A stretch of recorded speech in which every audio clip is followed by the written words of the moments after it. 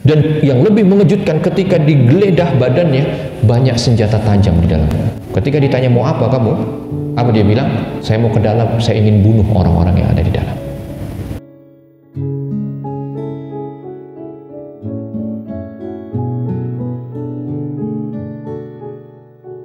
Emosi kita. Ya gimana, ada orang masuk masjid kita, Pak, nggak usah Masjidil Aqsa, Pak, masjid kita masuk, nyamar, tiba-tiba udah bawa pisau. Begitu ketangkap, pisaunya juga tahu, ditanya, kamu apa?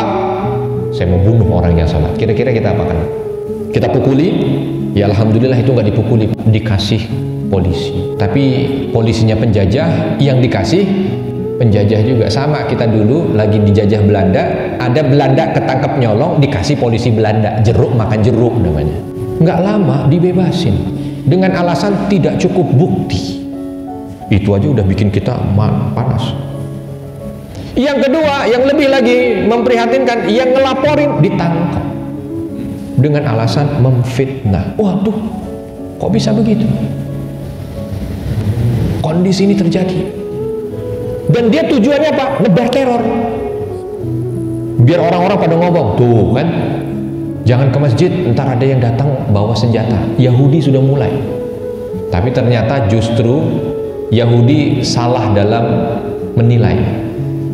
Ternyata orang-orang yang berangkat ke Masjidil Aqsa itu bukan orang-orang yang takut mati. Sehingga begitu nyebar berita begitu, masjid ada orang yang datang bawa senjata, oh justru malah rame. 1 bulan menjelang Ramadan, betul-betul luar biasa kondisi masjid, meriah sekali. Ya. Di Masjidil Aqsa itu ada 3 waktu yang bikin Masjidil Aqsa itu ramai, Pak. 1, Idul Adha, 2, Isra Mi'raj, 3, Ramadan Idul Fitri. Tapi kalau Idul Adha ramainya hanya sepekan, Isra Mi'raj ramainya hanya 3 hari. Kalau Ramadan dan Idul Fitri bisa 2 bulan. Makanya orang-orang Yahudi paling nggak suka dengan Ramadan dan Idul Fitri. Nah, di Ramadan kali itu mereka itu betul-betul merasa merasa gerah dengan ternyata teror mereka tidak berhasil. Teror tidak berhasil, masjid makin ramai. Maka akhirnya mereka alihkan teror jangan di masjid. Karena kalau terornya itu di masjid, justru orang Islam ini makin semangat ke masjidnya. Salah kita bikin analisa. Akhirnya apa? Dipindah keluar. Maka ada istilah namanya Syekh Jarrah, kalau pernah dengar berita. Apa sih emang Syekh Jarrah itu? Syekh Jarrah itu satu daerah yang letaknya di utara Masjidil Aqsa, Pak. Nggak jauh, kurang lebih sekitar 2 kilo. Dekat sekali, utara Masjidil Aqsa. Syekh Jarrah ini sejak tahun 1187 itu sudah menjadi daerah yang dihuni kaum muslimin. Namanya aja Syekh Jarrah. Siapa yang tahu Syekh Jarrah siapa? Yang tahu dapat hadiah umroh. 3, 2, 1, habis waktu ya. Hadiah saya tarik. Apa Syekh Jarrah? Syekh Jarrah, Syekh itu adalah penghormatan kepada orang yang mungkin punya keahlian atau guru ya, atau mungkin orang yang dituakan. Jarrah ini nama sebutan ya, dari seseorang prajurit, dari prajuritnya Sultan Salahuddin Al-Ayyubi yang profesinya sebagai dokter, tabib ya, jadi kalau ada prajurit sakit dia obati. Nah, ketika Salahuddin membuka Baitul Maqdis kembali dari tangan Templar, ini beliau minta lokasi untuk bisa menjadi tempat praktek beliau lah, gampangnya begitu. Maka tempat itu diberi nama tempat Syekh Jarrah.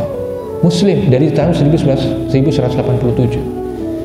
Nah, tiba-tiba menjelang Ramadan itu ada putusan pengadilan penjajah Israel. Apa yang dia katakan? Bahwa memang Syekh Jarrah ini letaknya berada di garis batas. Di sini pemukiman Yahudi, di sini pemukiman Islam. Jadi dia di garis batas. Ini lucu, ada putusan pengadilan yang memutuskan bahwa orang-orang Yahudi merasa terganggu dengan orang-orang Islam. Ini penjajah merasa terganggu. Kalau mau ngomong masalah terganggu, kita udah terganggu duluan dengan penjajahan mereka, gitu kan? Cuma namanya lagi dijajah. Intinya Yahudi melaporkan ke pengadilan mereka bahwa mereka terganggu dengan ulah orang Islam.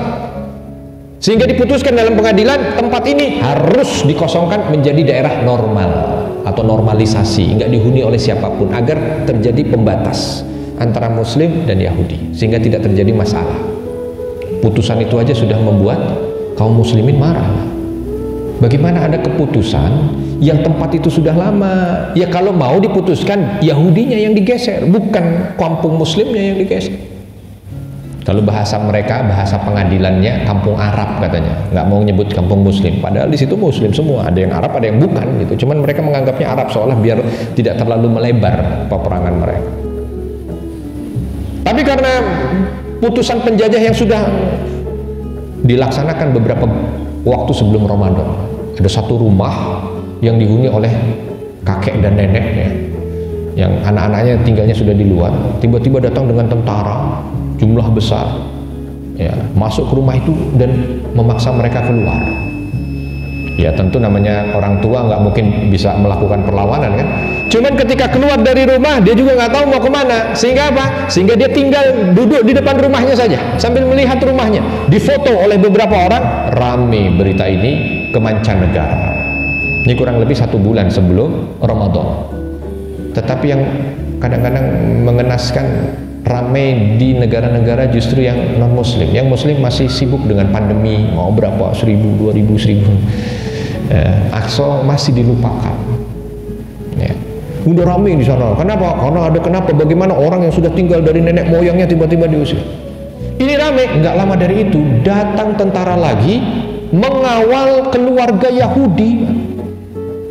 Keluarga muda Yahudi masih bawa anak-anaknya, katanya masuk ke rumah itu, tinggal di rumah itu. Oh, makin ramai lagi. Gimana ini?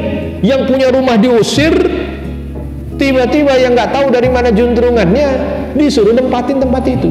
Ramai. Intinya mereka menebar teror. Supaya apa? Supaya nanti masjid nggak ramai. Oh, ramai kan ini kesini semua arahnya kan? Yang tadinya semua fokus ke masjid karena di masjid ternyata ada orang yang nyamar dan ingin membunuh.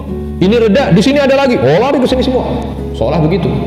Ditambah lagi mereka, ya, ada beberapa tempat yang dikosongkan dan dimasukkan orang Yahudi.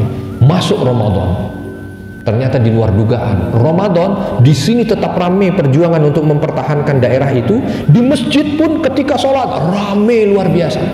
Padahal tidak ada dari luar negeri yang datang. Tapi masjid walaupun hanya diisi oleh orang-orang yang ada di seputaran masjid ramai. Makin kalap Yahudi, Pak, sehingga beberapa tindakan-tindakan biadab mereka lakukan. Ada seorang muslim yang lagi berdiri di pinggir tembok, ya, ditabrak. Itu kalau secara teori ngena temboknya bisa apa namanya ya, hancur itu muslimnya, itu ketabrak. Tapi yang luar biasa itu, bahkan saya posting di IG saya karena saya melihatnya ini kan bukan pertolongan Allah, nggak mungkin. Ditabrak, yang ditabrak itu seolah diangkat, Pak, loncat, tuh meloncatin temboknya. Mobilnya Yahudi itu nabrak, dia yang hancur. Yang ditabrak masih bisa lari untuk melihat siapa yang nabrak, cuma ditinggal lagi, mungkin yang ditabrak langsung mati ya. Banyak kejadian begitu, tiba-tiba ditabrak. Makanya kan Presiden Israel terbaru yang terpilih kan bencinya luar biasa kepada muslim.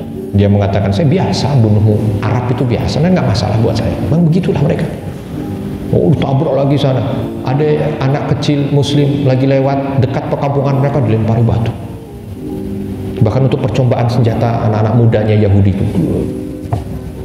Ada muslimah lewat, dicopot jilbabnya. Memanas kondisi Ramadan awal kala itu. Tujuannya menciptakan teror. Dan tidak banyak dari kita yang paham. Bahkan kadang-kadang kalau saya lagi di satu masjid, materi apa Ustaz? Saya minta bisa nggak tentang Palestina, tentang Aqsa? Kalau bisa yang lain Ustaz. Nah, ya. Kenapa? Karena memang dianggap itu bukan penting, padahal kondisinya sedang kritis. Sampai di pertengahan Ramadan. Di awal Ramadan sudah didengar, Pak, kalau itu desas-desus bahwa Yahudi mencanangkan di bulan Ramadan ini akan mengambil alih Masjidil Aqsa. Cuman masih desas-desus, masih rumor, belum pasti. 15 Ramadan, Pak, tiba-tiba ada selebaran yang ditandatangani oleh rabi mereka, ditempel di sudut-sudut sinagog-sinagog mereka, di tembok ratapan mereka.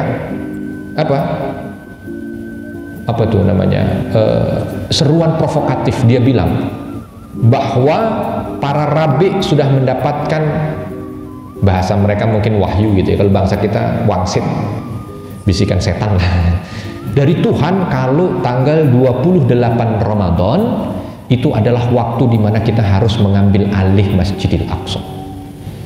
Dan itu bertepatan dengan hari raya Ursalim namanya, Ursalim Days, hari jadi Yerusalem.